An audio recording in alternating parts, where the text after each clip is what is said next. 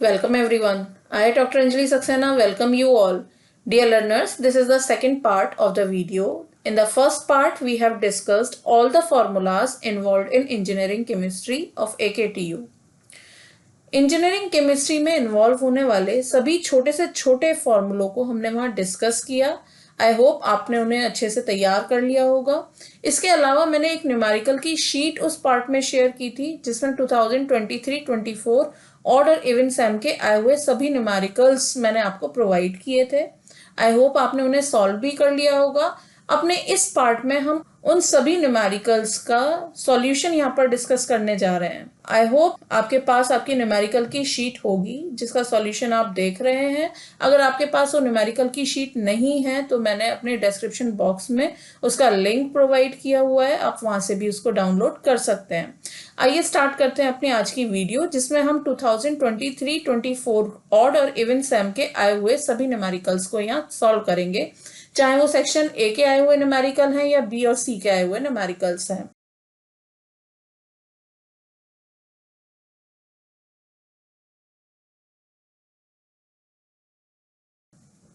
सबसे पहले हम 2023-24 इवन सैम के न्यूमेरिकल सॉल्व करेंगे, उसके बाद हम ऑड सैम के न्यूमेरिकल यहाँ पर सॉल्व करेंगे। आइए मूव करते हैं अपने पहले क्वेश्चन की तरफ, पहले न्यूमेरिकल की तरफ। 2023-24 इवन सैम का जो कि सेक्शन ए का न्यूमेरिकल है, calculate the EMF of Daniell cell. Daniell cell यानी कि इलेक्ट्रोकेमिस्ट्री का आया हुआ क्वेश्चन, नर्स इक्वेशन का। When the concentration of zinc sulphate and copper sulphate are this and this, तो हमें जिंक सल्फेट की कंसंट्रेशन दी हुई है और कॉपर सल्फेट की कंसंट्रेशन दी हुई है, साथ ही standard reduction potential of the cell दिया हुआ है। हमें ईएमएफ कैलकुलेट करना है। तो अगर आप देखें डैनियल सेल क्या होता है, डैनियल सेल एक ऐसी सेल होती है जो कि बनी होती है जिंक और कॉपर से।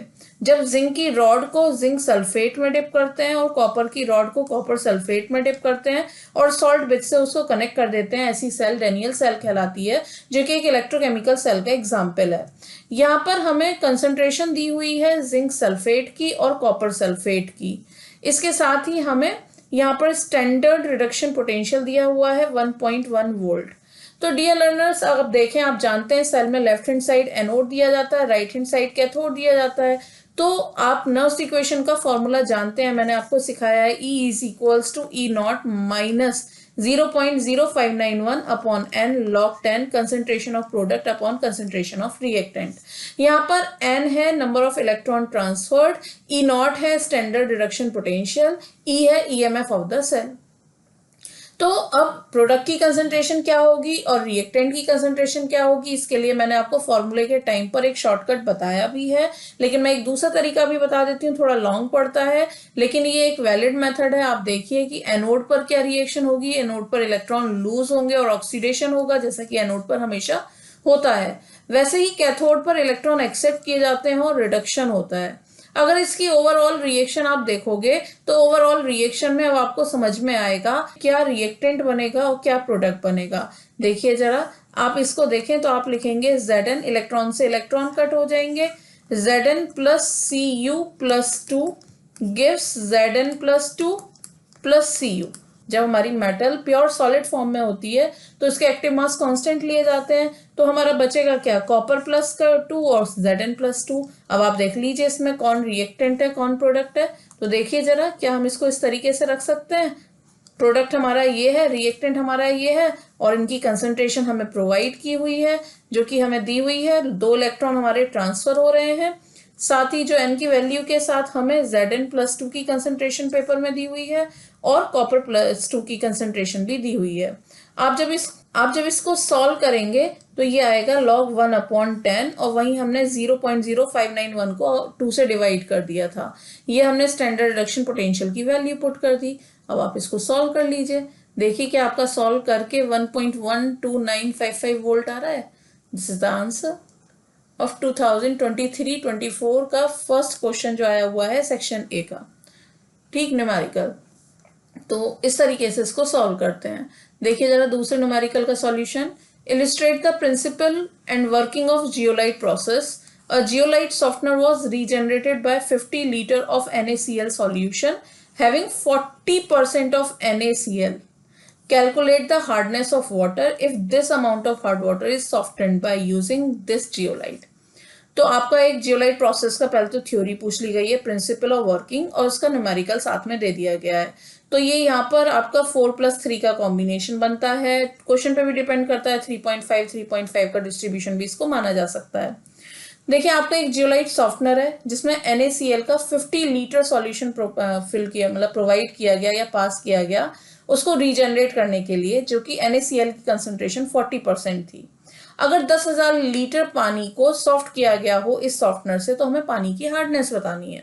पहले तो आप जियोलाइट का फॉर्मूला याद करिए, मैंने आपको क्या फॉर्मूला बताया था। देखिए क्या आपको यही फॉर्मूला बताया था, H is equals to M into V2 into 10⁻³ into 50 upon 58.5 into V1। अब याद करिए इसमें M क्या था। H तो है पानी की हार्डनेस, जो आप हार्डनेस जिसकी निकालना चाहते हो पानी की, इस हार्डनेस का H से रिप्रेजेंट किया है। M है amount of NaCl in V2 solution. लेकिन यहाँ पर क्या है, यहाँ पर आपने 50 लीटर Na सॉल्यूशन प्रोवाइड किया, जो कि हो गया 50। अब यहाँ पर आपने 40% NaCl कंसंट्रेशन बताई है। अभी तक तो हम क्या करते थे, 2.5 ग्राम पर लीटर, 3 ग्राम पर लीटर। तो 3 ग्राम पर लीटर, 1 लीटर में 3 है तो 50 लीटर में आपका उससे मल्टीप्लाई करके निकाल लेते। लेकिन यहाँ आपको 40% प्रोवाइड किया हुआ है। यहाँ है V1 of water, volume of water, ये जो 10,000 आपको दिया हुआ है, ये पानी जो यहाँ पर सप्लाई किया गया ये वो V1 है। ठीक है, तो अब हम कंसंट्रेशन कैसे निकालें, M की वैल्यू कैसे निकालें, इसके लिए हमें पता हो केमिस्ट्री में जो आपके परसेंटेज वाले सॉल्यूशन बनते हैं वो ग्राम पर ml बनते हैं। यानी कि अगर आपसे कहा गया 10% सॉल्यूशन, इसका मतलब ये है 10 ग्राम पर 100 ml। तो जो परसेंटेज के सॉल्यूशन बनते हैं केमिस्ट्री में वो ग्राम पर ml बनते हैं। अगर आपसे कहा है 40%, इसका मतलब ये है 40 ग्राम पर 100 ml। तो अब आप m की वैल्यू देखिए क्या होगी। आपके 100 ml में है 40 ग्राम, तो 1000 ml में कितने होंगे, 400 ग्राम्स होंगे। तो m की जो वैल्यू आ जाएगी वो आपकी 400 आ जाएगी। यहाँ आप m की वैल्यू पुट कर दीजिए 400, V2 है आपका 50। इस ग्राम को मिलीग्राम में कन्वर्ट करने के लिए 10⁻³ की मल्टीप्लाई करी गई है। ये CaCO3 का इक्विवेलेंट वेट है, ये NaCl का इक्विवेलेंट वेट है, V1 है 10,000 पानी सप्लाई किया गया लीटर। तो ये वैल्यूज आप पुट कर दीजिए और देखिए जरा क्या आंसर आया। क्या आप मैच करिए, आपका आंसर इतने ppm आया है। हार्डनेस है तो पार्ट्स पर मिलियन इसकी यूनिट होगी। तो इस तरीके से आप इसको कैलकुलेट कर सकते हैं। आइए मूव करते हैं अपने थर्ड न्यूमेरिकल की तरफ, जो कि 2023-24 का इवेंसम का NMR स्पेक्ट्रोस्कोपी का क्वेश्चन है। Why TMS is use as internal indicator in NMR spectroscopy. आप जानते हैं क्यों यूज करते हैं भाई। TMS केवल एक सिग्नल देता है, एक्सट्रीम राइट में देता है। इसके अलावा इसमें कोई मतलब शार्प सिग्नल देता है, कोई स्प्लिटिंग नहीं होती है, किसी भी ऑर्गेनिक कंपाउंड के साथ इजीली सॉल्युबल है, इजीली रिमूव किया जा सकता है, कोई उसमें इंटर मॉलिकुलर रिएक्शंस नहीं होती हैं। That's why TMS is use as a standard in NMR spectroscopy. अब हमें कहा है कि भाई एक मॉलिकुलर फॉर्मूला है C10H14 और ये हमें डेटा प्रोवाइड किया गया है, जहां हमें 9 हाइड्रोजन का एक सिंगलेट मिल रहा है, 5 हाइड्रोजन का एक सिंगलेट मिल रहा है। हमें मॉलिक्यूल की स्ट्रक्चर आइडेंटिफाई करनी है। ठीक है, तो सबसे पहले देखिए आपको मॉलिकुलर फॉर्मूला क्या दिया हुआ है, C10H14। जैसे ही C10H14 आपको दिखाई दे, उसके अलावा आप देखो 2 सिग्नल दिखाई दे रहे हैं। कितने सिग्नल दिखाई दे रहे हैं, 2। 6 से ज्यादा आपके अगर कार्बन है तो सबसे पहले आपका दिमाग जाना चाहिए बेंजीन पर। इसमें आपको मतलब स्ट्रक्चर बना बना के देखनी पड़ेंगी। आप 1-2 क्वेश्चन सॉल्व करेंगे, ये आपका इजीली सॉल्व हो जाएगा। C10H14 जैसे ही आपको दिखा, आप क्या अपने दिमाग में रखिए, आप बेंजीन बनाइए और बहुत ही इजी सी स्ट्रक्चर बनाइए। कभी भी बहुत कॉम्प्लिकेट क्वेश्चन इसमें नहीं आते हैं। तो जैसे ही आप बेंजीन बनाएंगे तो हमें एक बात पता होनी चाहिए, बेंजीन केवल एक सिग्नल देती है।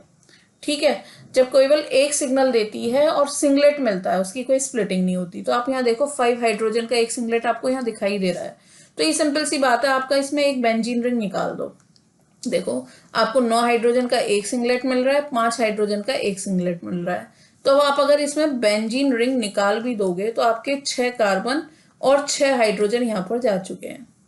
कितने बचे इसमें से 6 - 6 माइनस करोगे तो यहाँ पर बचे 4 कार्बन और हाइड्रोजन आपके बचे 8। ठीक, तो अब आप इस पे करिए, लेकिन जैसे ही हम इस पे सब्स्टिट्यूट एक कोई भी लगाते हैं तो हमारा एक हाइड्रोजन इधर से बढ़ जाएगा, यानी कि हाइड्रोजन हमारे पास इधर 9 हो जाएंगे बेंजीन रिंग लगाते अगर सब्स्टिट्यूट को यहाँ पर दिखाते हैं।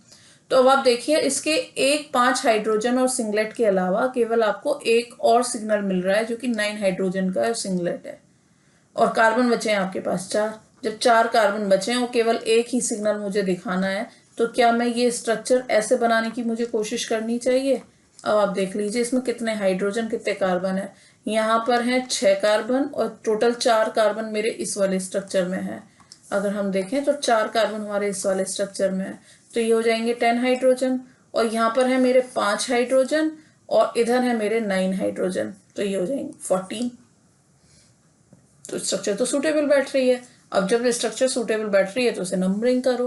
भाई देखो आपके इक्विवेलेंट प्रोटॉन कितने हैं। पहले तो ये जितने भी बेंजीन रिंग है ये एक सिग्नल देती है जिसकी कोई स्प्लिटिंग नहीं होती है। तो यहाँ पर 5 हाइड्रोजन सिंगलेट दिखाया हुआ है बी से, तो मैंने इसको भी बी दिखा रखा है। इसके अलावा मेरे 9 हाइड्रोजन देखिए, इनके देखिए क्या ये इक्विवेलेंट प्रोटॉन है। देखिए जो कंडीशन इस CH3 की है कि ये एक कार्बन से जुड़ा हुआ है जिसके पास कोई प्रोटॉन नहीं है, वही कंडीशन इस CH3 की है, वही कंडीशन इस CH3 की है। यानी कि ये 9 हाइड्रोजन जो है ये इक्विवेलेंट है, ये केवल एक ही सिग्नल देंगे और जिसकी कोई भी स्प्लिटिंग नहीं होगी, क्योंकि जो हमारा एडजेसेंट इसका पड़ोसी है, ये जो एडजेसेंट है इसके पास कोई भी हाइड्रोजन एटम नहीं है। जब कोई भी एडजेसेंट प्रोटॉन नहीं है तो स्प्लिटिंग नहीं होगी, जिसकी वजह से सिंगलेट मिलेगी। तो स्ट्रक्चर हमारी फिट बैठ रही है। अब हम क्या करेंगे, इसको हम एक टेबुलर फॉर्म में दिखा देंगे। इस तरीके की एक टेबल दिखाएंगे जिसमें हम दिखाएंगे serial number, spin multiplicity, number of hydrogen, interpretation. तो हमें जो सवाल दिया हुआ है उसमें देखिए सबसे पहले एक सिंगलेट दिखाया हुआ है 9 हाइड्रोजन के लिए। तो अपनी बात में कह देंगे कि भाई जो हमारा ये ए से रिप्रेजेंट करे हुए 3 ये CH3 ग्रुप हैं जिनके पास 9 हाइड्रोजन जो कि बेंजीन रिंग से जुड़े हुए हैं, attach to carbon through carbon इस बेंजीन रिंग से जुड़े हुए हैं, वो इक्विवेलेंट हैं और वो इस पे फिट बैठ रहे हैं। 3 CH3 group attach to benzene ring through carbon atom, through 1 carbon atom. तो ये हमारा हो गया पहला। दूसरी इसमें हम इस इंटरप्रिटेशन दे देंगे कि भाई हमारा जो बी है जिसे हमने बी से रिप्रेजेंट किया है जो कि बेंजीन रिंग है, 5 हाइड्रोजन है, सिंगलेट दे रही है। तो इस तरीके से ये हमारा क्वेश्चन जो होगा ये एक्सप्लेन किया जाता है। इन्हें करना बहुत आसान होता है, 1-2 बार आपको ट्राई करना पड़ता है कि ये फिट बैठता है स्ट्रक्चर या नहीं, फिर आपके बिल्कुल आपका कंपाउंड आपको दे मिलते ही 1-2 क्वेश्चन करने के बाद आपको ये बहुत आसान लगने लगेगा। आइए मूव करते हैं अपने अगले क्वेश्चन की तरफ, जो कि है लाइम सोडा का न्यूमेरिकल 2023-24 इवन सैम का। यहाँ पर हमसे principle of water softening by lime soda process पूछा हुआ है। 3 नंबर का ये पार्ट हो गया। आपको इसमें प्रिंसिपल की कम से कम 5 से 6 रिएक्शन देनी है। Then calculate the amount of lime and soda required for this litre of water containing the following salt. तो हमें कुछ सॉल्ट दिए हुए हैं, ठीक है, हमें पानी की अमाउंट दी हुई है और सॉल्ट दिए हुए हैं। तो सबसे पहले जैसा मैंने आपको सिखाया है एक टेबल बना लीजिए जिसमें आप लिखिए serial number, salt, amount, CaCO3 equivalent और रिक्वायरमेंट। अब आपको जो भी सॉल्ट दिए हुए हैं उन्हें आप लिख लीजिए, जैसे कि मैग्नीशियम, कैल्शियम, जो भी सॉल्ट दिए हैं मैंने सारे टेबुलर फॉर्म में वो लिख दिए हैं। अब आपको इनकी रिक्वायरमेंट याद होनी चाहिए। रिक्वायरमेंट याद करने के लिए मैंने आपको सिखाया है कि रिक्वायरमेंट कैसे याद की जाती है, मैंने उसकी एक टेबल बना के आपको सिखाई है। प्लस इसके अलावा मैंने आपको क्यों वो टेबल आई, कहाँ से आई, ये पर्टिकुलर डिटेल्ड वीडियो में आपको सिखाया हुआ है सारी रिएक्शंस के साथ, उन्हें आप देख लीजिए। तो आपको इनकी रिक्वायरमेंट पता होनी चाहिए, याद होनी चाहिए। लगभग 22 से 23 सॉल्ट हैं, उन्हें याद कर लीजिए, उनमें से ही आता है, ठीक है। अब आप इनमें देखिए किस किस की क्या क्या रिक्वायरमेंट है। जब आप रिक्वायरमेंट देखेंगे तो आप जानते हैं मैग्नीशियम की क्या रिक्वायरमेंट होती है, Ca++ की क्या रिक्वायरमेंट होती है, आयरन सल्फेट की, CO2 की, बाइकार्बोनेट की, लेकिन NaNO3 की कोई भी रिक्वायरमेंट नहीं होती है। यानी कि that does not consume lime and soda. जब ये लाइम और सोडा कंज्यूम ही नहीं करेगा तो इसका CaCO3 इक्विवेलेंट हम निकालेंगे ही नहीं, तो हम बाकी सबका CaCO3 इक्विवेलेंट निकालते हैं। आप जानते हैं CaCO3 इक्विवेलेंट का फॉर्मूला कितना इंपॉर्टेंट है और कैसे निकाला जाता है। Amount of hardness producing salt जो कि है 48 इंटू 100/2 जो कि CaCO3 का इक्विवेलेंट वेट है, upon equivalent weight of this substance, इसका वजन होता है 24, वैलेंसी है 2, तो यहाँ 24/2 लिखा हुआ है। जरा अगला पार्ट देखिए, यहाँ पर amount of hardness producing salt है 120, ये फिक्स है फैक्टर 100/2 इंटू में, upon equivalent weight of that substance, तो इसका वेट होता है 40, वैलेंसी आपको 2 दिखाई दे रही है। इसको कैलकुलेट करते जाइए, 139 इंटू 100/2 फिक्स है, 278 इसका वेट है, पूरा वाटर समेत इसका वेट है, अपॉन 2 फेरस है। आप देख लीजिए FeSO4 में Fe की वैलेंसी +2 आएगी, जिसकी वजह से 2 से डिवाइड किया है। CO2 88 इंटू 100/2, इक्विवेलेंट वेट निकालने में इसका 2 में डिवाइड होगा, 44 इसका वेट है। ये लाइम और सोडा कंज्यूम ही नहीं करता है। इसके अलावा आप इसका देख लीजिए, 122 इंटू 100/2, 122 इसका वेट दिया हुआ है, 61 इसका वेट निकलेगा, और इस पर 1 चार्ज है तो 1 से डिवाइड करेंगे। तो जब आप इसको कैलकुलेट कर लेंगे तो ये आपकी वैल्यूज आई हुई होंगी। अब आप इनकी रिक्वायरमेंट देखिए, मैग्नीशियम की परमानेंट जब कभी भी होती है तो लाइम और सोडा दोनों रिक्वायर करती है। कैल्शियम केवल S रिक्वायर करता है, सोडा ऐश। FeSO4 L+S दोनों रिक्वायर करता है। CO2 का L होता है, HCO3 का L-S/2 होता है। तो यहाँ से हम इक्वेशन बना लेंगे। पहले हम लाइम रिक्वायर्ड की इक्वेशन बनाएंगे। लाइम रिक्वायर्ड का फॉर्मूला है 74/100 into CaCO3 equivalent of lime consuming salt into volume of water upon 10⁶ into 100/% purity. तो आपको जो भी यहाँ इस टेबल में लाइम रिक्वायर्ड वाले सॉल्ट हैं, आप देखिए कितने सॉल्ट हैं, यहाँ पर है 1 2 3 4, 4 सॉल्ट हैं। इनकी जो जो रिक्वायरमेंट है वो आप इसमें पुट कर दीजिए। देखिए मैंने लिखा है G++, FeSO4 7H2O, CO2, और जो जिस अमाउंट में रिक्वायर्ड है वही मैंने लिखा है। अब इनकी जो जो वैल्यू यहाँ से आई थी उन वैल्यूज को मैं लिख दूंगी। जैसे Mg की 200 आई है, ठीक है, आप यहाँ पर देखिए 50 आई है, यहाँ पर 200 आई है, यहाँ पर 100/2 हो जाएगा। तो मैंने ये वैल्यूज यहाँ पर पुट कर दूंगी। जब ये वैल्यूज पुट करूंगी, वॉल्यूम ऑफ वाटर मुझे 10⁵ दिया हुआ है, 10⁶ किलोग्राम में कन्वर्ट करने के लिए दिया जाता है। जब जब प्योरिटी आपको नहीं दी हुई होगी तो आप 100% प्योर मानेंगे। अब आप इसको सॉल्व कर लीजिए। जब आप इस पूरे ब्रैकेट को सॉल्व करेंगे तो ये आ जाएगा 500, यहाँ आपको 1/10 दिखाई दे रहा है। जब आप इसको पूरा सॉल्व कर लेंगे तो आपकी वैल्यू आ जाएगी 37 kilogram. This is the requirement of lime for that amount of water, जिसमें ये सॉल्ट्स प्रेजेंट हैं। इसी तरीके से हम सोडा रिक्वायर्ड की इक्वेशन बनाएंगे। सोडा रिक्वायर्ड की इक्वेशन का फॉर्मूला होता है 106/100 CaCO3 equivalent of soda consuming salt into volume of water upon 10⁶, 100/% purity. अब आपको इस टेबल में जो जो सोडा कंज्यूमिंग सॉल्ट थे, देखिए आप, सोडा कंज्यूमिंग सॉल्ट है आपका ये Mg, Ca+, FeSO4, इसके अलावा ये 4 सॉल्ट है, और यहाँ पर -S/2 आपको दिखाई देना चाहिए, L-S/2। तो यही मैं यहाँ पर इनको पुट कर दूंगी और इनकी वैल्यू रख दूंगी।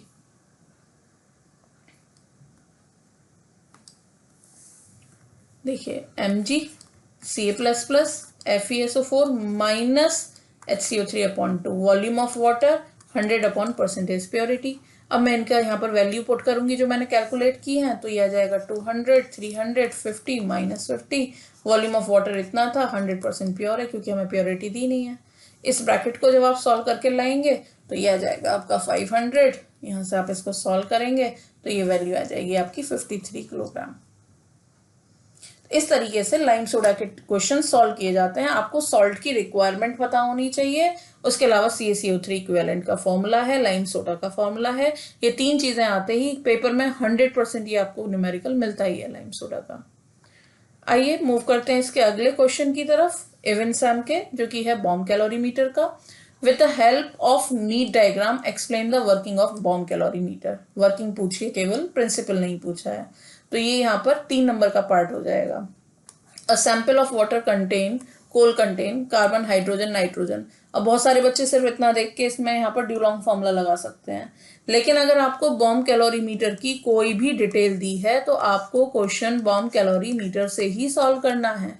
अब देखिए इसमें अमाउंट ऑफ कोल बर्न्ट दे रखा है, ठीक है, when the coal was tested in bomb calorimeter, weight of coal burnt, तो ये क्या वैल्यू हो गई, ये x की वैल्यू हो गई।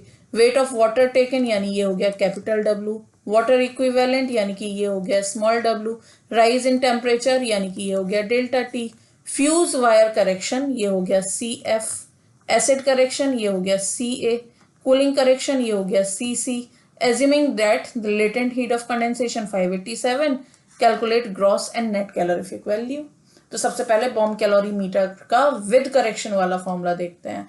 विद करेक्शन वाला फॉर्मूला है ये, यानी कि GCV is equals to capital W plus small W into delta T plus cooling correction minus ये करेक्शन।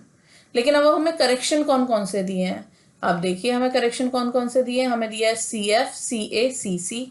तो यहाँ पर CF हमें दिया हुआ है, CA दिया हुआ है, CC दिया हुआ है, यानी कि हमें कॉटन थ्रेड करेक्शन नहीं दिया हुआ है। नहीं दिया हुआ है तो उसे 0 मान लीजिए, इंक्लूड मत करिए, एक्सक्लूड कर दीजिए फॉर्मूले से। अब इसमें ये वैल्यू पुट कर दीजिए। जब आप फॉर्मूले में वैल्यू पुट करेंगे जो कि यहाँ पर दी हुई है इस टेबल में, मैंने बताया है x क्या है, स्मॉल w क्या है, कैपिटल W क्या है, इन वैल्यूज को मैंने यहाँ पर रख दिया है। जब इसको रख के सॉल्व करेंगे तो देखिए इस तरीके से आपने सॉल्व किया होगा। मैंने एक ब्रैकेट ये सॉल्व कर लिया, एक ब्रैकेट ये सॉल्व कर लिया, एक ब्रैकेट ये सॉल्व कर लिया है। जब सॉल्व करके लाएंगे तो इसका आंसर जो आता है वो आएगा 7387.11 कैलोरी पर ग्राम। नेट कैलोरीफिक वैल्यू का फॉर्मूला आप जानते ही होंगे। नेट कैलोरीफिक वैल्यू निकालने के लिए GCV minus 0.09 into percentage of hydrogen into latent heat of steam किया जाता है। तो अब आप क्या करेंगे, इसमें वैल्यू पुट करेंगे। GCV आपने फर्स्ट स्टेप से निकाला है, माइनस 0.09, हाइड्रोजन आपको 6% दिया हुआ है, 587 लेटेंट हीट दी हुई है। नहीं भी दी हुई होती तो भी हम यही वैल्यू पुट करते, अदरवाइज जो भी दिया हम उस वैल्यू को पुट करेंगे। तो जब आप इसको कैलकुलेट करके लाएंगे तो आपका देखिए जरा, ये आपका माइनस वाले पोर्शन को सॉल्व करने के बाद आपका आंसर कुछ इस तरीके का आया होगा। ठीक है, अब आप इस दोनों को सॉल्व कर लीजिए तो आपका आंसर आ जाएगा 70.13 कैलोरी पर ग्राम। ये थे टोटल वो क्वेश्चन जो 2023-24 इवेंट सैम के आए हुए क्वेश्चन हैं, जिनकी शीट भी मैंने आपको पहले अपने पार्ट में इस वीडियो के आपको प्रोवाइड की हुई है, जिसके शीट का लिंक भी इस वक्त डिस्क्रिप्शन बॉक्स में अवेलेबल है, जहां से आप ये न्यूमेरिकल डाउनलोड कर सकते हैं। आइए मूव करते हैं 2023-24 ऑड सैम के न्यूमेरिकल्स की तरफ। 2023-24 ऑड सैम का आया हुआ पहला न्यूमेरिकल ये है कुछ इस तरीके से, calculate the EMF of the cell. आप देख रहे हैं नर्स इक्वेशन का एक क्वेश्चन आपको मिलेगा ही, और लगभग 4 से 5 न्यूमेरिकल आपको मिलते हैं। If the standard EMF of this, write the cell reaction also. ठीक है, अब सेल रिएक्शन लिखना तो बहुत आसान है आपके लिए। ठीक, सबसे पहले आप बताइए नर्स इक्वेशन में, सिंपल सी बात है, पहले तो आप देखिए ये तो रहा होगा एनोड और ये रहा होगा कैथोड। जब ये एनोड रहा होगा और कैथोड लिखा रहा होगा तो यहाँ पर तो बना होगा प्रोडक्ट और ये बना होगा रिएक्टेंट। ये मैंने आपको पहले भी बताया हुआ है शॉर्टकट इसका, आप पहले की वीडियो में देखेंगे फॉर्मूले वाली में तो आपको दिखाई देगा। अब आप इसकी रिएक्शन लिख दीजिए। भाई आप जानते हैं एनोड पर तो होगा ऑक्सीडेशन और कैथोड पर होगा रिडक्शन। ये रिएक्शन लिख दीजिए। इसकी ओवरऑल रिएक्शन लिखेंगे। देखिए यहाँ पर 2 इलेक्ट्रॉन रिलीज हो रहे हैं तो यहाँ पर 2 इलेक्ट्रॉन ही एक्सेप्ट होने चाहिए, तो 2 से मल्टीप्लाई होगी। जब 2 से मल्टीप्लाई होगी तो ये आप इसकी जो ओवरऑल रिएक्शन है उसमें आप दिखाएंगे इस तरीके से। अब आप देखिए नर्स इक्वेशन मैंने आपको पहले भी फॉर्मूला बताया हुआ है कुछ इस तरीके से, E is equals to E0 minus 0.0591 upon N log product upon reactant. अब आप जरा देख लीजिए नंबर ऑफ इलेक्ट्रॉन ट्रांसफर कितने हो रहे हैं। ठीक, प्रोडक्ट कौन है, रिएक्टेंट कौन है। E0 हमें दिया हुआ है, यहाँ पर देख सकते हैं आप। तो अब आप इसको आगे सॉल्व करेंगे। जब आप वैल्यू पुट करना शुरू करेंगे तो आप देख सकते हैं कि ये तो होगा आपका प्रोडक्ट और 2Ag प्लस, तो इसके पावर 2 लगा दिया है रिएक्टेंट, है ना। तो इसको रखेंगे जब वैल्यू, इनके वैल्यूज पुट करेंगे तो ये होल स्क्वायर रखा हुआ है, यहाँ पर n की वैल्यू 2 रखनी होगी। 0.2 हमें जिंक की कंसंट्रेशन दी हुई है, 0.002 यहाँ पर कंसंट्रेशन सिल्वर की दी हुई है। देखिए इसको सॉल्व कर लीजिए। जब आप सॉल्व करेंगे तो ये आपका इस तरीके से ब्रैकेट सॉल्व होकर आया होगा। लॉग की वैल्यू सॉल्व होकर 4.6989 आई हुई होगी। इसको सॉल्व करेंगे तो ये आंसर आ जाएगा 1.4012 वोल्ट। इसको इस तरीके से आप सॉल्व कर सकते हैं। आइए मूव करते हैं अगले न्यूमेरिकल के सॉल्यूशन की तरफ। A coal sample contain 60% carbon, 33% oxygen, 6% hydrogen, 0.5% sulphur, 0.2% nitrogen, 0.3% ash. Calculate GCV.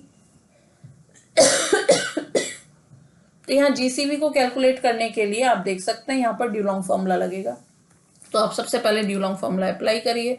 ड्यूलॉन्ग formula है 80 carbon plus 34 500 hydrogen minus oxygen upon 8 plus 22 40 sulphur. अब आप देखिए क्या आपको ऑक्सीजन दिया हुआ है इस सवाल में, आपको कार्बन दिया है, आपको ऑक्सीजन दी है। अगर ऑक्सीजन दी हुई है तो आपको सिर्फ वैल्यू पुट करनी है। अगर ऑक्सीजन नहीं दी हुई होती तो सारी परसेंटेज को आप ऐड करके 100 में से माइनस करते, जो भी वैल्यू आती है आप उसे ऑक्सीजन में पुट कर देते। यहाँ एक और पॉइंट आपको देखना चाहिए, आपने 1/100 बाहर कॉमन लिया हुआ है जो कि परसेंटेज को हटाने के लिए लिया हुआ है। तो मुझे सीधे कार्बन की वैल्यू पुट करनी है, हाइड्रोजन, ऑक्सीजन, सल्फर की वैल्यू पुट करनी है। यहाँ पर जब मैं उन वैल्यूज को पुट करूंगी तो देखिए 80 इंटू 60, 34 500, 6 माइनस 33 अपॉन 8, 22 40, सल्फर 0.5 दिया हुआ है। तो ये ड्यूलॉन्ग फॉर्मूला का आपने इसमें वैल्यू पुट कर दी है। इन्हें सॉल्व करके लाइए। जब अलग अलग सॉल्व करेंगे कार्बन हाइड्रोजन वाले फैक्टर को, सल्फर वाले फैक्टर को, तो ये कुछ फिगर्स आपकी इस तरीके की आई हुई होंगी। आप इन्हें स्टेप बाय स्टेप चेक कर सकते हैं, जिसकी वजह से मैंने पूरा सॉल्यूशन, डिटेल्ड सॉल्यूशन यहाँ पर दिखाया हुआ है। देखिए जरा, ये आपका इस तरीके से आया होगा। अब आप 1/100 का जब निकाल देंगे तो 5506.075 किलो कैलोरी पर किलोग्राम यहाँ पर आपका आंसर आया होगा। आइए मूव करते हैं 2023-24 ऑड सैम के अगले न्यूमेरिकल की तरफ। हालांकि इस क्वेश्चन में एनसीवी नहीं पूछा हुआ है, लेकिन आप इसका एनसीवी भी कैलकुलेट कर सकते हैं। ये एक बार सेम क्वेश्चन आया हुआ है जिसमें एनसीवी कैलकुलेट किया था। तो एनसीवी का तो वही फॉर्मूला रहता है 0.09 into percentage of hydrogen latent heat of steam. Latent heat of steam हमें दिया हुआ नहीं है तो हम 587 मानेंगे। हाइड्रोजन की परसेंटेज हमें दी हुई है, जीसीवी हमने फर्स्ट स्टेप में कैलकुलेट करी है।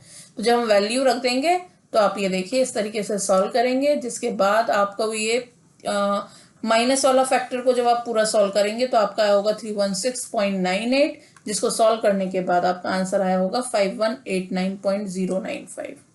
ये पूछा हुआ पार्ट नहीं है, मैंने एक्स्ट्रा सॉल्व करके दिखाया है ताकि आप इसको आगे समझ सकें।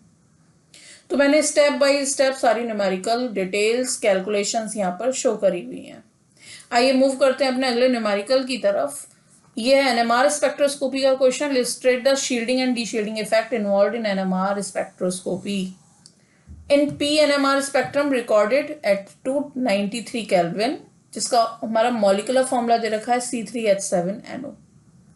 एग्जिबिटेड सिग्नल दे रखे हैं 1 हाइड्रोजन के लिए सिंगलेट, 3 हाइड्रोजन के लिए सिंगलेट, 3 हाइड्रोजन के लिए सिंगलेट। तो हमें ये 3 सिग्नल दिए हुए हैं टोटल। C3H7NO मॉलिक्यूलर फॉर्मूला दिया हुआ है, उसके अलावा हमें 3 सिग्नल दिए हुए हैं। एक तो 1 हाइड्रोजन के लिए सिंगलेट है, 3 हाइड्रोजन के लिए सिंगलेट है, 3 हाइड्रोजन के लिए सिंगलेट है। सबसे पहले जैसे कि आपको दिखाई दे रहा होगा, आपने यहाँ पर 3 कार्बन है तो बेंजीन रिंग तो आपका नहीं होगा, ठीक है। अब आपके पास यहाँ पर नाइट्रोजन है।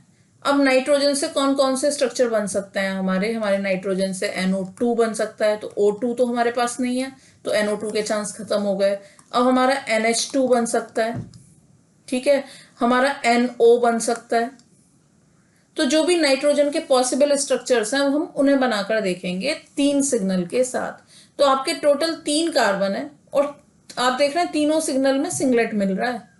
तो आपको कहीं ना कहीं आप देखिए, आप अगर NH भी बना सकते हैं, है ना, क्योंकि हाइड्रोजन तो सिग्नल देगा, 3 कार्बन है और 1 नाइट्रोजन है। तो आप देखिए आपके 3 सिग्नल अगर कुछ ऐसा बन जाए, CH3 बन जाए, फिर आपका CH2 बन जाए, फिर आपका CH बन जाए, तो यहाँ पर 3 और 2 5 और 1 6 कार्बन हाइड्रोजन हो चुके हैं। उसके अलावा आपका नाइट्रोजन भी बचा है। तो यहाँ पर अगर NO आने से तो काम नहीं चलेगा, केवल NO तो नहीं सेटिस्फाई हो रही है ना सारी वैलेंसी, तो ये स्ट्रक्चर नहीं हो सकता।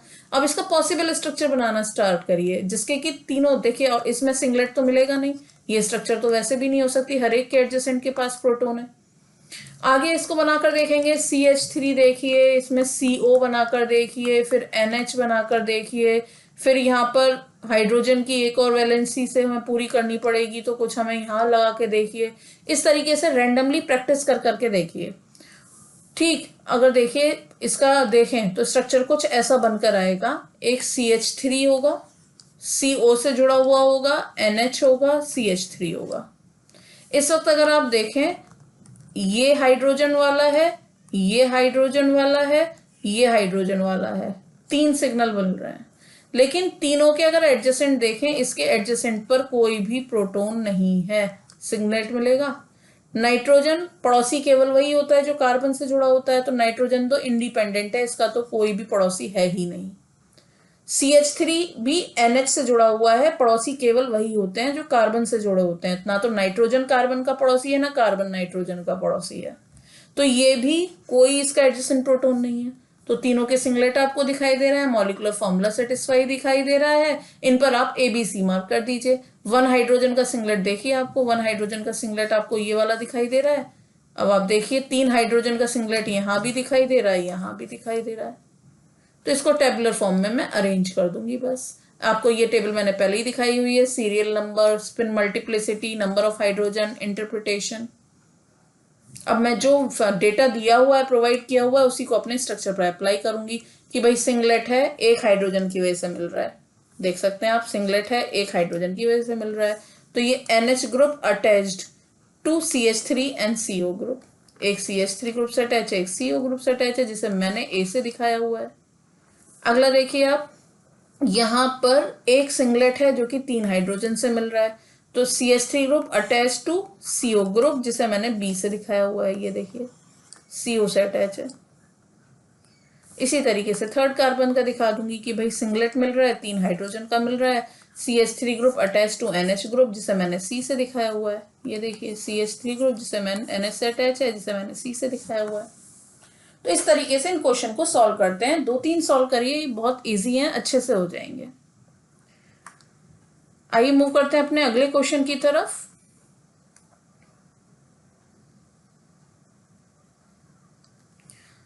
बॉम्ब कैलोरीमीटर का question, with the help of NEET diagram explain the working of bomb calorimeter.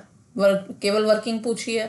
Carbon की परसेंटेज, हाइड्रोजन की परसेंटेज, ऐश की दे रखी है, तो यहाँ हमारा काम जो पड़ेगा वो हाइड्रोजन से पड़ेगा, क्योंकि हमें NCV या लोअर कैलोरीफिक वैल्यू निकालनी होगी, ठीक, या नेट कैलोरीफिक वैल्यू।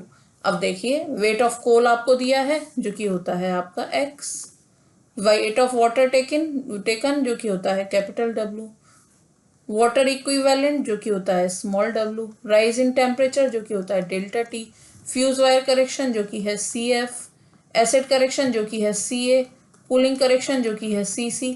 सेम सा क्वेश्चन है जैसा इवन में आया है। यहाँ लेटेंट हीट स्टीम की जो दी हुई है कंडेंसेशन की, वो दी हुई है 580।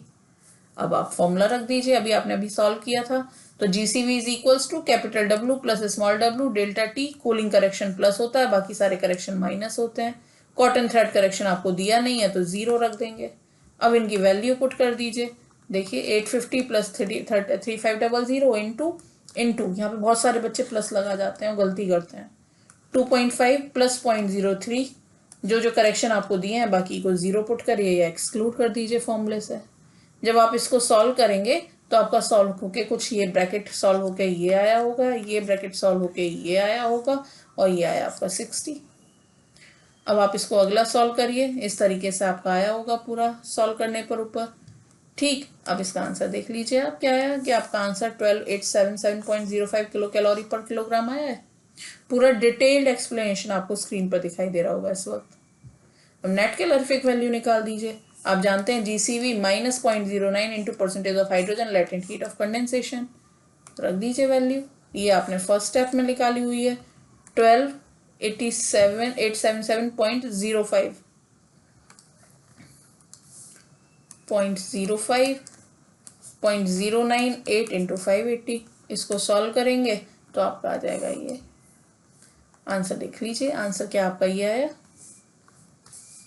ये 0.05, ये आंसर आपका आया होगा। आइए मूव करते हैं अगले क्वेश्चन की तरफ। तो ये है लाइम सोडा का question, illustrate the principle of lime soda process, ठीक। 4 नंबर का न्यूमेरिकल, सारे सॉल्ट दिए हुए हैं, पहले उनकी टेबुलर फॉर्म बना दीजिए, जैसे कि मैंने आपको बताया भी हुआ है पहले, इस तरीके से serial number, salt, amount, CaCO3 equivalent, requirement, इनकी टेबल बना दीजिए। अब जो सॉल्ट दिए हुए हैं उनको लिस्ट कर लीजिए, जैसे कि ये वाले सॉल्ट इस वक्त दिए हुए हैं, इतनी अमाउंट में दिए हुए हैं। अब इनका CaCO3 इक्विवेलेंट निकालिए, amount of hardness producing salt into CaCO3 equivalent upon equivalent weight of hardness producing salt। तो देखिए आप जब कैलकुलेट करके लाएंगे तो देखिए इसकी अमाउंट दे रखी है 20, 100/2 फिक्स है, 40 इसका वेट होता है। अगला देखिए आप, इसकी अमाउंट दे रखी है 25, 100/2 फिक्स है, मैग्नीशियम का वेट 24, वैलेंसी 2। अब आप देखिए इसकी अमाउंट 30 है, 30 इंटू 100/2, वेट है 44, 2 से डिवाइड होता है इक्विवेलेंट वेट निकालने के लिए। बाइकार्बोनेट का देखिए वेट दिया हुआ, अमाउंट दिया हुआ है 150, 100/2 फिक्स है, 61 इसका वेट है, 1 वैलेंसी है। ये कोई भी हार्डनेस प्रोड्यूस नहीं, मतलब ये कोई भी लाइम एंड सोडा कंज्यूम नहीं करता, तो इसके लिए निकालेंगे ही नहीं। अगला देखिए आप, यहाँ पर वेट दिया हुआ है 40, 100/2 फिक्स है, 60 कार्बोनेट का वेट निकल के आएगा, जोड़ेंगे तो 2 वैलेंसी आपको दिखाई दे रही होगी। OH का देख लीजिए, आपको अमाउंट दिया हुआ है 68, 100/2 फिक्स है, वेट इसका आएगा 17, वैलेंसी आपको 1 दिखाई दे रही होगी। इनको सॉल्व करके लाएंगे तो इनके आंसर कुछ इस तरीके से आ रहे होंगे। आपने अगर कैलकुलेट किए होंगे तो ये आपको खुद कैलकुलेट करके नहीं देखेंगे जब तक, तब तक नहीं हो पाएगा। अब इनकी लाइम और सोडा की रिक्वायरमेंट देख लीजिए। आप जानते हैं कैल्शियम की परमानेंट S, मैग्नीशियम की permanent L+S, CO2L, bicarbonate L-S/2, carbonate S, OH-L+S। इनकी आप बनाइए, पहले लाइम सोडा का फॉर्मूला रखिए। अब आप इक्वेशन बनाइए, देखिए कैलकुलेट काउंट करके देख लीजिए आपको लाइम कितनी जगह दिया हुआ है। देखिए 1, 2, 3, 4 जगह दिया हुआ है, जिसमें से एक जगह 1/2 है। 1, 2, 3, 4 ये मैंने रखा है, वैल्यू रख दी है, वॉल्यूम ऑफ वाटर रख दिया है, परसेंटेज प्योरिटी दे रखी है तो वो मैंने रख दी है। आप देख सकते हैं यहाँ परसेंटेज प्योरिटी आपको दी हुई है। लाइम है 87% प्योर, सोडा है 91% प्योर। तो इसको सॉल्व करिए, क्या आया आंसर। जब आप इसको सॉल्व करके लाएंगे तो आपका ब्रैकेट कुछ इस तरीके से सॉल्व हुआ होगा और आपका जो आंसर आया होगा वो इतने किलोग्राम लाइम आया होगा। इसी तरीके से सोडा की वैल्यू फॉर्मूला रखिए। सोडा का ये फॉर्मूला रखने के बाद इसकी इक्वेशन बनाइए। इक्वेशन बनाने के बाद इनकी वैल्यू पुट करिए, ब्रैकेट को सॉल्व करिए। पहले काउंट कर लीजिए कितनी जगह सोडा रिक्वायर्ड दे रखा है आपको। देखिए सोडा रिक्वायर्ड आपका हो गया 1, 2, 3, 4, 5, जिसमें एक जगह माइनस का हाफ है। तो ये आप क्रॉस चेक जरूर कर लें, जिससे आपके सवाल ठीक होने के चांसेस ज़्यादा रहेंगे। ठीक, तो देखिए 1, 2, 3, 4, 5, एक जगह माइनस हाफ है। प्योरिटी 91 है, वॉल्यूम ऑफ वाटर ये सब मैंने रखा हुआ है, इसको सॉल्व किया हुआ है, जिससे इसका आंसर 428.29 किलोग्राम आया है। तो जब तक आपको इनकी रिक्वायरमेंट याद नहीं होगी ये क्वेश्चन सॉल्व नहीं होंगे। ये रिक्वायरमेंट तो आपको याद करनी ही पड़ेगी। इसकी डिटेल्ड वीडियो टेबुलर फॉर्म में मैंने ये शॉर्टकट में याद करने का तरीका आपको सिखाया हुआ है, उसे आप देखिए। आई होप आपके सारी न्यूमेरिकल की प्रॉब्लम सब सॉल्व हो गई होंगी। अगर आपकी फिर भी कोई क्वेरी है तो आप कमेंट बॉक्स में मेंशन कर सकते हैं। अगर आपको पर्टिकुलर किसी न्यूमेरिकल का सॉल्यूशन चाहिए आप वो भी कमेंट बॉक्स में मेंशन कर सकते हैं। अगर आपके लिए वीडियो हेल्पफुल है तो मेरे चैनल को लाइक, सब्सक्राइब, शेयर करना ना भूलें। Thank you very much everyone.